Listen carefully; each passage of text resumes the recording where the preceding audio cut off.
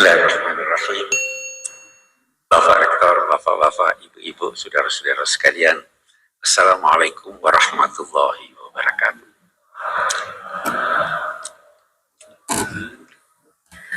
Berbahagia saya dapat bertemu, dapat berbincang, dapat belajar dengan Bapak-Bapak dan Ibu-Ibu sekalian. Saya tidak ingin mulai sebelum berkomentar tentang ayat yang dipilih tadi. Tadi dibacakan, wa ma Muhammadun illa rasul qad khalat min qablihi rusul afa in mata aw qutila qalabtum ala aqabikum wa may yanqalib ala aqibaihi fala yadurrullaha syai'an. Ayat ini pelajaran buat kita. Ayat ini turun setelah perang Uhud. Sebahagian sahabat Nabi meninggalkan medan perang. Bahkan diduga ada yang goncang imannya sehingga meninggalkan Islam. Turun ayat ini.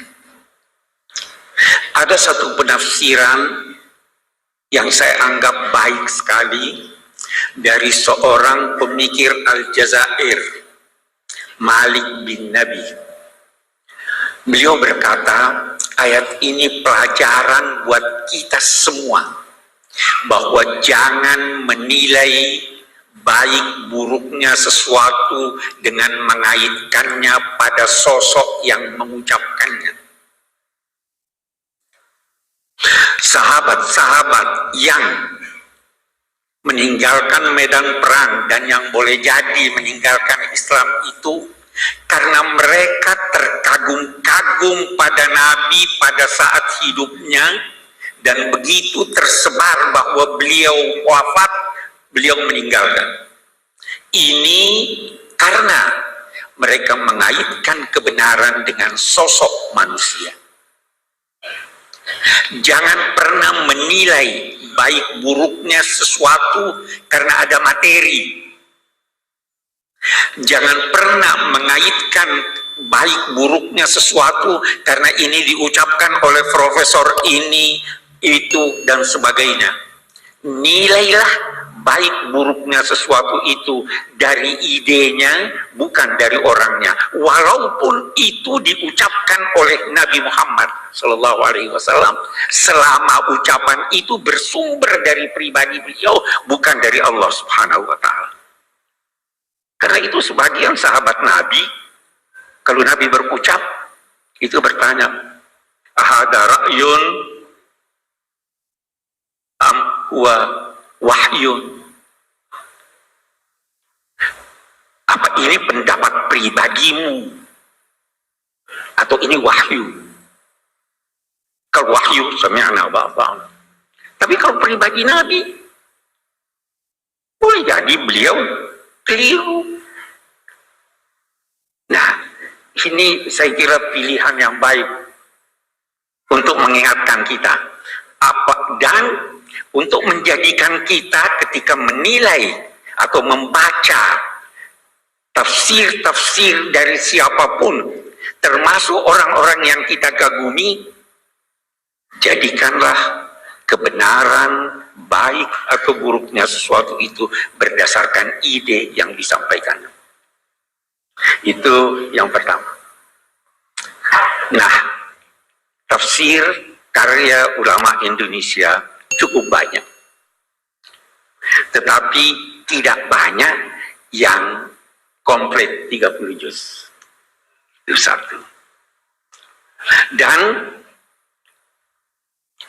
tidak banyak juga yang dalam bahasa Melayu atau bahasa Indonesia.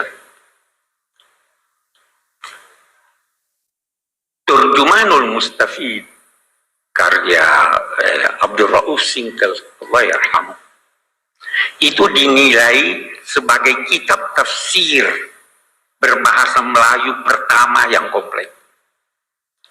Walaupun perbedaan pendapat ada. Itu dinilai, ada yang menilainya terjemahan dari tafsir Al-Baydawi. Snokorholonyo berpendapat begitu. Tetapi tafsir Al-Baydawi panjang ini tidak pendek, sehingga ada yang menilai bahwa itu adalah terjemahan dari tafsir Al-Jalalain. Betapapun saya tidak ingin masuk kepada ini terjemahan atau bukan, tetapi yang jelas bahwa beliau perintis penafsiran Al-Quran dalam bahasa Indonesia. Kita ingin ini kembali. Rintisan ini perlu sekarang kalau kita mau cari. Siapa yang bisa merintis, menulis tafsir Al-Quran dalam bahasa Inggris? Yang pertama lakukan itu Muhammad Asad, orang Austria yang asalnya Yahudi. Tetapi itu Yahudi yang baik, bukan Zionis.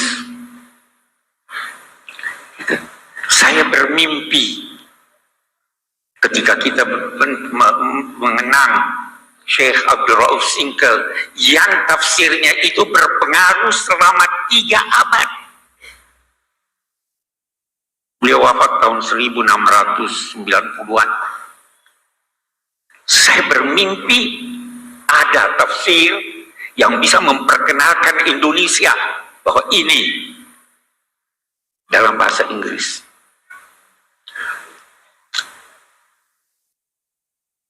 Itu kita, walaupun isinya boleh jadi sebagian kita tidak setuju. Apalagi kalau kita bicara tafsir Al-Baydawi. Ada di tafsir Al-Baydawi. Nah, ini di pesantren-pesantren pasti masih dibaca sekarang ya. Ada di tafsir Al-Baydawi dikutip hadis la tatara'a narahuma, tidak boleh saling terlihat api yang digunakan memasak antara apinya orang Muslim dan apinya orang Yahudi. Terus dia berkata, itu firman Allah, wala tattakhidul yahuda wan nasara auliya, adalah larangan mempekerjakan orang Yahudi. Ini nggak bisa. Itu dibantah sudah oleh ulama-ulama yang lain. Tapi kita berkata, itu pada masanya. Pada masa kita, situasi telah berbeda. Jadi walaupun kita membaca, kita kritis. Betapapun Syekh Abdul Rauf Singkel adalah perintis yang harus kita hormati. Dan kita ikuti jejak beliau dalam hal yang benar. Saya pindah. Syekh Nawawi Banten, Allah yarham. Ini orang sangat istimewa. Jangan pernah menduga bahwa yang superior itu dalam bidang agama orang Arab. Tidak. Beliau gurunya orang Arab. Sampai dikenal sebagai apa? Sayyidu Ulama il-Hijaz. Beliau diminta mengajar di Al-Azhar. Orang dari mana? Dari Serang. Ini pewarisnya.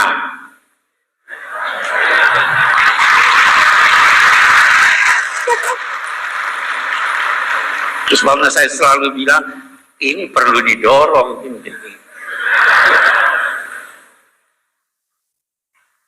Kenapa Syekh Nawawi mendapat tempat yang begitu besar?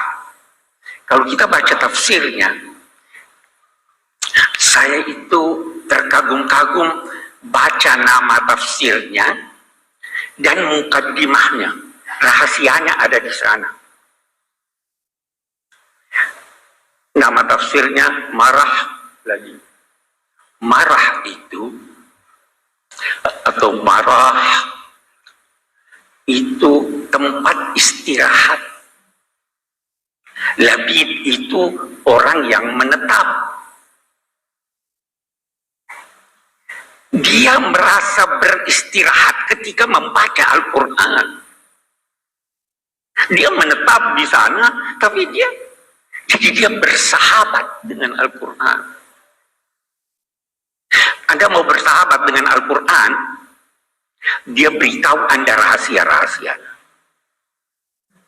Saya baru tadi cerita soal Al-Ibriz, almarhum ayah sahabat karib saya, Gusmus.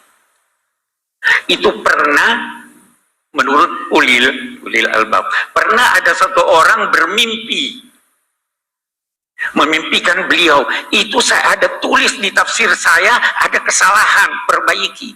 Melalui alam gaib dia kirim kemari pesan. Dan ternyata diperiksa. Itu kenapa? Karena bersahabat dengan Al-Quran. Nah, kita kembali kepada Syekh Nawawi Banten. Di mukaddimahnya beliau berkata, amarani ba'dul a'izza an aktuba fi tafsiril Qur'anil Majid. Saya diperintah, bukan diminta. Lihat tawaduknya, rendah hatinya. Saya diperintah oleh orang-orang mulia untuk menulis tafsir Al-Quran. Fataraddatu zamanan tawilan. Saya ragu. Kenapa ragu, wahai imam? Jangan sampai saya termasuk kelompok orang yang dinyatakan Nabi memfassar Al-Quran bi ra'yihi falyatabawwa maka. Ini orang takut. Tidak gampang-gampang tafsir. Ini sudah alim besar ini, masih takut dia menafsirkan. Memang itu. Allahu nazzala ahsanal hadis kitaban mutasyabihan taqsha'iru minhu juludul ladzina amanu. Baru setelah itu wa tatma'innu qulubuhum. Ya kan?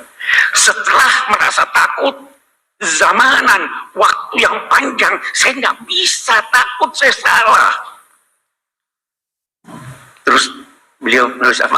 Maka saya menulis iktidaan bis salafis salih, mengikuti orang-orang alim sebelum saya. Baru ada hal yang menarik lagi dari mukaddimahnya. Li'anna di kulli zamanin tajdida. Allahu Akbar. Ini tahun berapa itu? Tahun 1890-an barangkali ya. Dia sudah bicara tentang tajdid. Setiap zaman, kenapa dia mau tulis? Saya tulis sekarang karena setiap zaman memerlukan tajdid. Itu di mukaddimahnya. Tajdid itu bukan berarti memberikan sesuatu yang baru, tidak harus baru. Sesuatu yang lama tapi sudah terlupakan itu tajdid.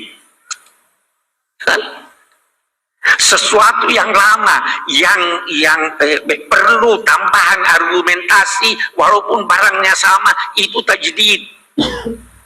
Tidak harus selalu yang baru.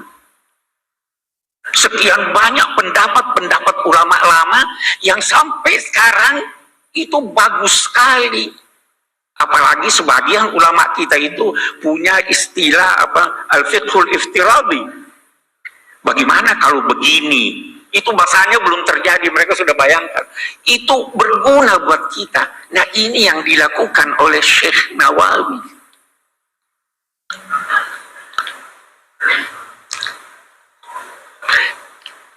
Sekali lagi, beliau sangat takut salah, tapi ingin untuk menjelaskan mengikuti as-salafus salih. Dari sini lahir apa yang dinamakan syarat-syarat seorang penafsir. Supaya tidak keliru.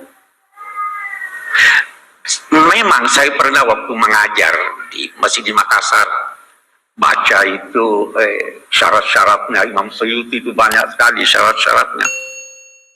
Ini Pak, tidak bisa Pak, kita ini syarat ini harus ngerti bahasa Arab dengan segala ininya, usul fikih ini. Saya jawab mereka, itu buat yang mau menafsirkan seluruh Al-Quran. Tapi kalau mau menafsirkan 1-2 ayat, tidak harus semuanya itu, ya kan?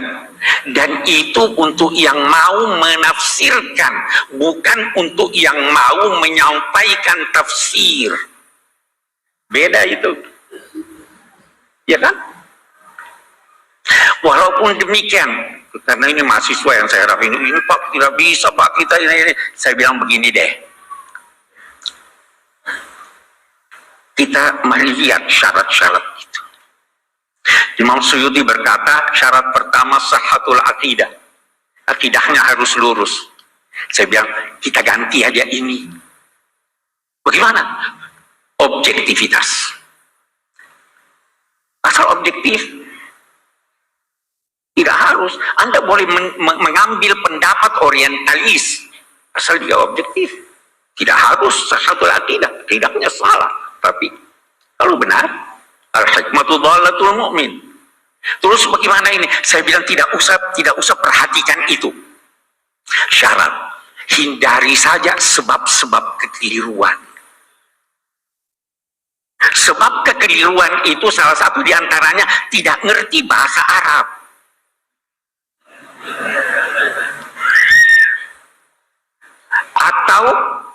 Atau menerjemahkan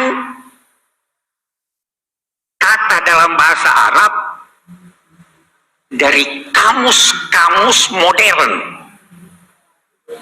Itu bisa salah. Pernah tersebar itu Nabi Muhammad sebelum jadi Nabi sesat dia itu. Kenapa? Itu kan di Quran, wa wajadaka dhallan fahada. Dhal itu bukan berarti sesat. Tidak menemukan kebenaran itu juga dhal namanya. Antadilla ihdahuma. Kalau ada dua perempuan, itu juga itu saya sudah beri saran. Itu saya tidak tahu apa sudah diperbaiki atau tidak. Itu ayat yang menyatakan fa illam yakuna rajulaini farajulun wa imra'atan antadilla. Diterjemahkan begini, kalau tidak ada dua orang lelaki, tidak ada seorang lelaki, maka dua orang perempuan. Masa tidak ada tuh? Kalau bukan, beda enggak? Kalau bukan seorang lelaki, maka dua orang perempuan. Takut jangan sampai salah satu dari perempuan itu lupa, tubillah. Ya kan beda sudah ini. Tidak ngerti bahasa Arab. Ini bagus nih. Terjemahan artinya. Karena tidak mungkin Al-Quran itu dialih bahasakan. Mengalih bahasakan bahasa Jawa ke bahasa Indonesia aja tidak mungkin. Terlalu kaya bahasa Jawa. Ya. Apalagi Al-Quran, kita terjemahkan maknanya. Tapi jangan keliru. Di sini Al-Baqarah diartikan apa? Sapi betina. Kenapa betina? Karena ada tak marbuta. Itu bukan tak marbuta yang menunjukkan perempuan atau jenisnya. Itu jenis sapi. Ada yang liar, ada yang ini jantan atau tidak. Itu Baqarah, kawan. Tapi kekeliruan kita itu. Jadi sebentar kita akan bicara lebih banyak tentang itu. Yang penting Yang penting jangan pernah menduga sekali lagi bahwa kita bangsa Indonesia tidak mampu melebihi bangsa-bangsa lain walaupun yang bahasa ibunya bahasa Al-Quran. Sekali lagi buktinya kita mampu asal kita mau belajar. Kita bisa. Bahkan sampai sekarang saya anggota Majlis Hukama Al-Muslimin, pimpinan Syekh Al-Azhar. Itu majlis ini meminta agar mereka yang ditugaskan dari Al-Azhar, dari Abu Dhabi, itu ke Indonesia mempelajari apa? Bagaimana toleransi di Indonesia. Orang belajar sama kita toleransi. Kita mampu. Mudah-mudahan pemilu ini tidak membuktikan kita tidak mampu bertoleransi, ya kan? Tapi kita mampu. Orang mempelajari Pancasila. Itu terkagum-kagum. Bagaimana bisa bukan negara agama, bukan juga negara sekuler. Itu ulama-ulama kita tuh yang. Jadi kita mampu. Yang penting kita mau untuk itu.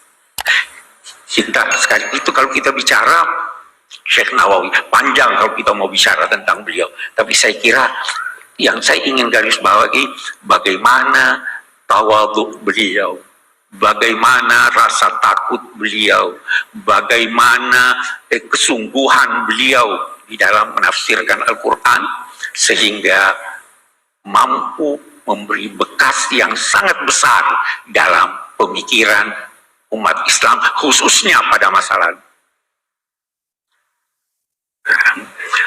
Mari kita lihat lagi yang lain. Tafsir itu adalah penjelasan tentang maksud firman-firman Allah sesuai kemampuan manusia. Kemampuan manusia bertingkat-tingkat. Kecenderungan manusia bertingkat-tingkat, berbeda-beda. Sehingga corak tafsir itu berbeda-beda, bahkan bisa jadi ada penafsiran antara satu dengan yang lain itu sedemikian berbeda sehingga bisa dinilai bertolak belakang. Jangan cepat-cepat mempersalahkan. Saya beri contoh. Apa artinya nikah? Itu kita baca itu ayat. Wala tankihu ma nakaha abaukum minan nisa. Nikah itu akad atau hubungan seks. Kalau saya berkata nikah itu akad, maka seorang ayah yang berhubungan seks dengan seorang wanita, lalu wanita itu hendak dikawini oleh anaknya, boleh atau tidak? Boleh, karena dia tidak menikah. Tapi kalau kita berkata bahwa nikah itu adalah hubungan seks, berlawanan kalau nikah. Kalau dia sudah menikah walaupun belum berhubungan seks, sudah tidak boleh. Jadi kita harus mentoleransi ini, silahkan. Banyak sekali hal-hal semacam itu. Tapi ada hal yang menarik.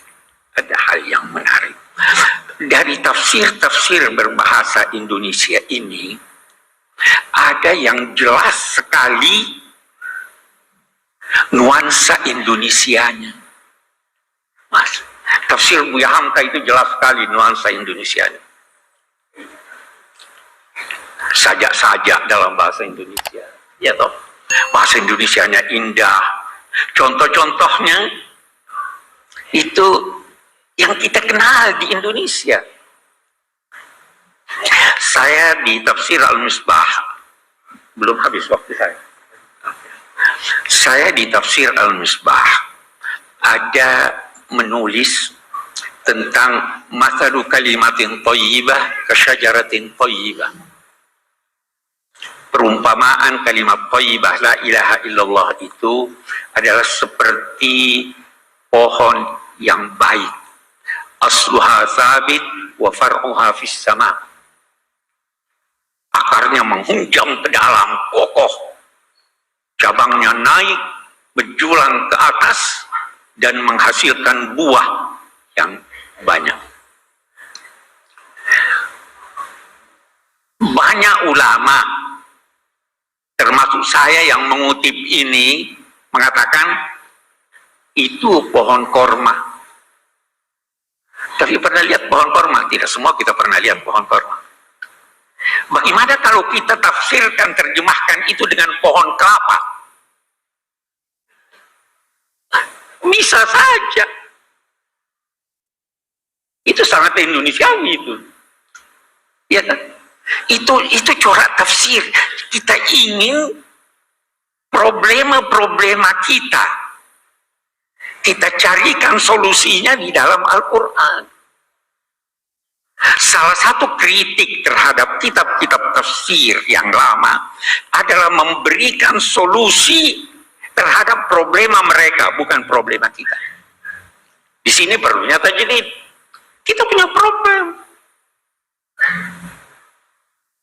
Al-Quran turun untuk itu. Apa itu? Kana nasu ummatan wahidah Faba'atsallahu an-nabiyyina mubashshirina wa munzirin wa anzala ma'ahumul kitab liyahkuma bainan nasi fi Alkitab itu turun untuk memberi putusan tentang perselisihan manusia. Ulama itu bertugas menyelesaikan problem, bukan menjadi problem. Ya. Itu tugas kita. Ini yang kembali lagi saya kepada Imam An-Nawawi tadi. Ini tajdid. Tajdid sudah didengungkan jauh sebelum Syekh Ahmad Dahlan. Sudah dicetuskan ulama itu lanjutan dari ini, kita tajdid. Tapi dasar ulama-ulama yang begitu tekun menulis tafsir tahunan. Itu tafsir Al-Furqan 30 tahun. Itu pertanyaan yang datang ditulis setelah 30 tahun baru jadi. Itu pun ada kritik. Terlalu ahli bahasa. Padahal tidak semua bisa diartikan, punya arti dalam bahasa Indonesia. Banyak sekali. Satu contoh, umum. Aqimus shalah apa artinya? Memang dirikan salat. Apa itu yang dimaksud? Qama itu, tapi dulu hal. Qama itu berarti berdiri, itu sikap sempurna. Anda mau hormat orang sambil baring nggak sempurna, sambil duduk nggak sempurna. Qama. Sehingga qama itu berarti ketika berkata aqimus shalah, sempurnakan pelaksanaan salat. Khusyuknya, sebelum khusyuknya, sunnahnya wajib. Itu aqimus shalah. Mau diterjemahkan apa nih sekarang? Ya terjemahan artinya. Kalau kita hanya terjemahan begitu, seperti yang seringkali kita temukan di Al-Furqan, itu bisa atuz zakat. Apa artinya atuz zakat? Tunaikan. Atu itu bisa berarti sempurna. Atu itu bisa berarti antar. Atu itu bisa berarti sesuatu objeknya yang baik. Jadi jangan jadikan di bulan Ramadan masa pameran kemiskinan. Tidak atus zakat. Ulama-ulama saya teringat itu Syekh Muhammad Rashid Ridha di dalam tafsir Al-Manar. Dia itu menulis tafsirnya untuk majalah Al-Manar. Seringkali dia tidak sempat merujuk ketika menulis. Maka ketika dia tulis tentang aku, dia katakan, sepanjang ingatan saya, itu dia yakin, bukan apa, subhanallah. Walat yakin al-fahisyata min nisaikum, yakin ya. Buat ayam. Ini orang alim besar nih, tapi sembunyi diri nih. Saya nggak pernah setuju sama dia.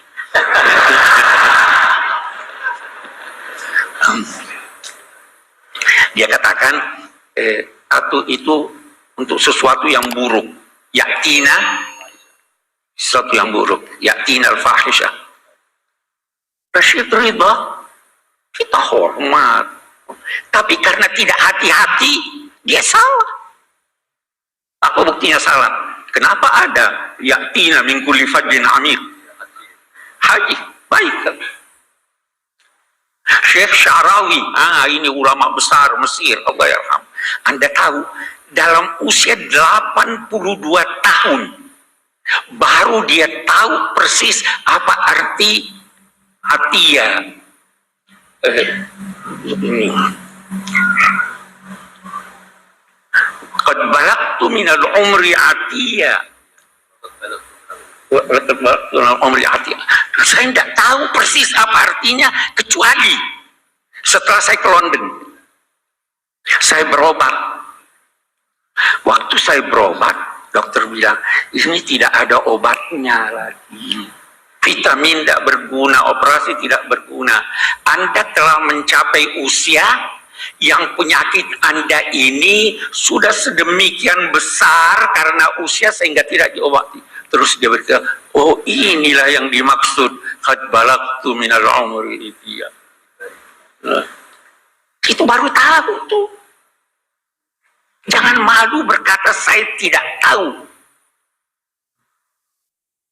Ya kan? Nah ini.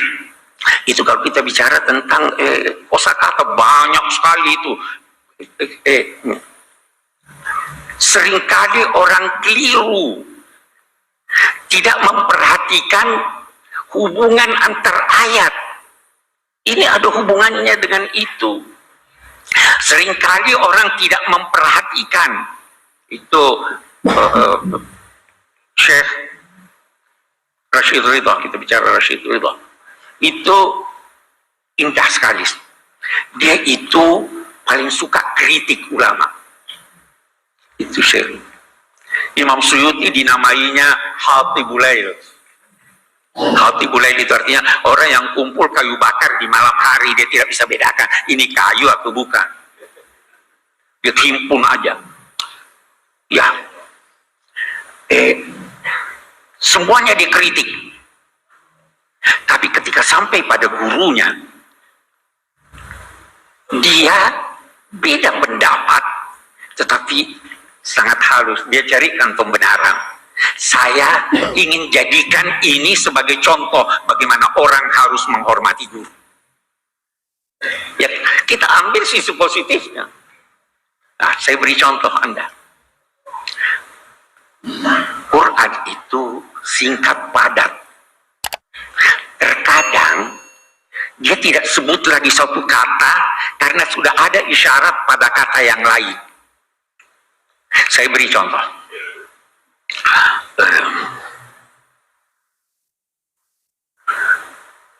Ja'alakumul laila litaskunu fihi wan nahara mubsira.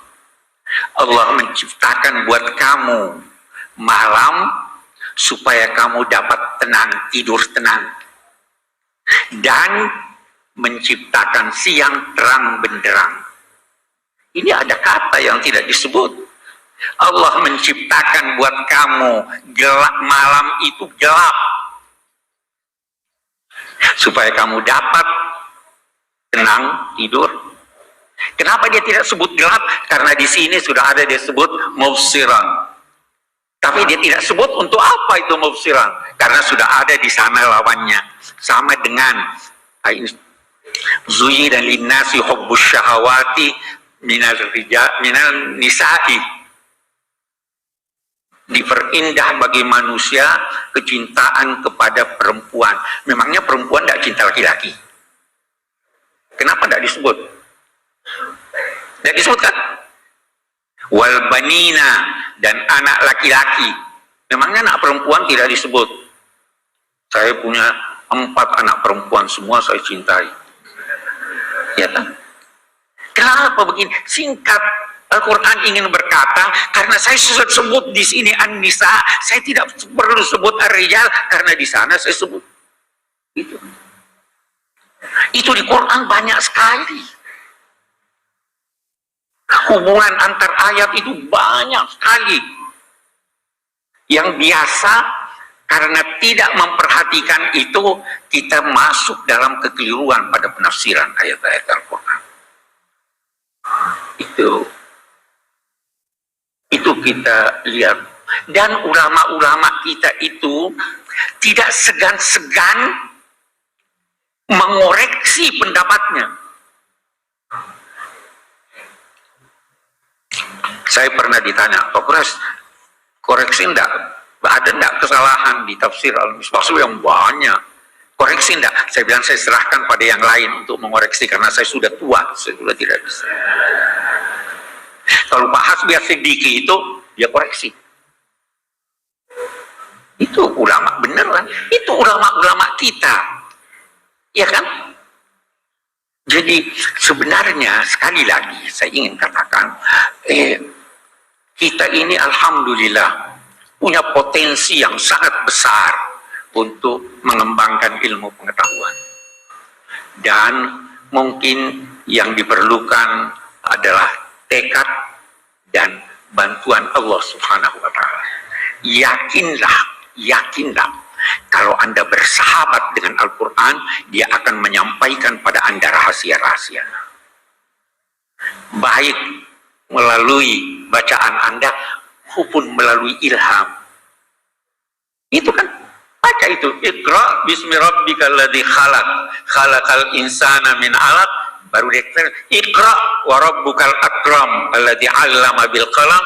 Yang kedua nih yang kita mau, 'allamal insan. Itu dapat ilham Anda. Tanyakanlah kepada mereka yang banyak menulis tentang itu. Anda dapat ilham. Al-Quran itu tidak habis-habis maknanya. Tidak ubahnya seperti alam raya ini. Bumi kita ini dari dulu seperti ini. Tapi setiap saat ada rahasia baru kalau kita pelajari. Kalau Anda belajar Al-Quran setiap saat, Anda bisa mendapatkan rahasia baru. Yang disampaikan boleh jadi melalui penelitian Anda, atau boleh jadi melalui mimpi, melalui ilham, dan sebagainya. Itu sebabnya dia katakan Iqra wa rabbukal akram. Dia bukan katakan wa rabbukal karim. Karim itu apa artinya? Dari segi bahasa kita biasa artikan mulia, ya. Bukan dong mulia. Salah satu yang dikembangkan oleh ulama-ulama dewasa ini adalah tidak memahami kosakata Al-Quran kecuali dengan merujuk pada Al-Quran. Al-Quran menggunakan kata karim, rizqun karim, rezeki yang karim, zaujun karim, pasangan yang karim, zillun karim. Banyak. Apa artinya karim ini? Kalau saya berkata mulia, apa sih mulia itu? Karim itu sesuatu yang terbaik menurut objeknya. Kalau saya berkata rizqun karim, kalau rezeki itu, rezekinya itu, rezeki lagi bisa macam-macam nih rezeki. Kita ambilnya duit. Apa itu rezeki? Yang banyak tapi halal. Kalau banyak tidak halal bukan karim. Pasangan yang karim, yang sesuai. Itu zilon karim, naungan, semuanya itu karim. Karena itu sekali lagi kita tidak bisa terjemahkan mulia. Mulia itu apa? Mulia itu yang langka. Kalau tidak langka tidak mulia. Itu sebabnya permata yang hebat dinamai ahjar karimah. Yang Anda butuhkan. Kalau Anda tidak butuhkan, tidak karim. Walaupun langka.